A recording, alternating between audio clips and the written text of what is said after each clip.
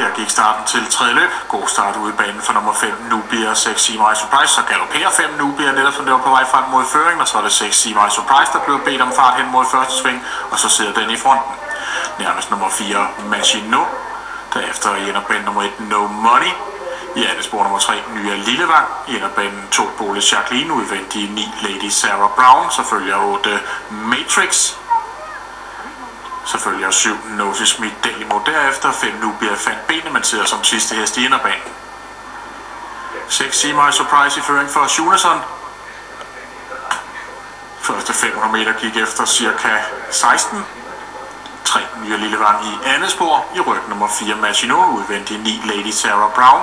Så følger vinderbanen 1, No Money. 8 Matrix udvendigt på den. 7 Notice Me Delimo derefter, sammen med 5 Nubia i andet spor, sidst indvendigt 2 Bole Jacqueline.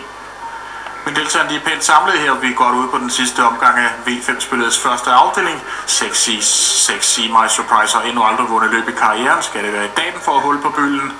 3 Nya Lillevang lidt tættere frem i andet spor. Kommer op til kilometeren, og den gik efter 17,2. 6 See My Surprise udvendige 3 Nya Lillevang. Ny galop for 7 Notice Me Delimo, som så mange gange før. 8 Matrix prøver igennem tredje spor. Der skal arbejdes lidt med 4 Machino. 9 Lady Sarah Brown derefter i andet spor. Er der ellers nogen med fart på? 5 Nubia har forbedret sig igennem sporene her rundt sidste sving, hvor vi noterer en galop for 9 Lady Sarah Brown.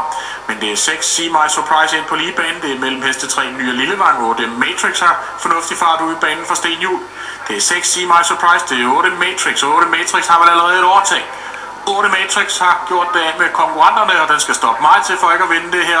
8 Matrix vinder løbet. Kamp om de næste pladser. 6 See My Surprise anden i hård kamp med 5 Nubia.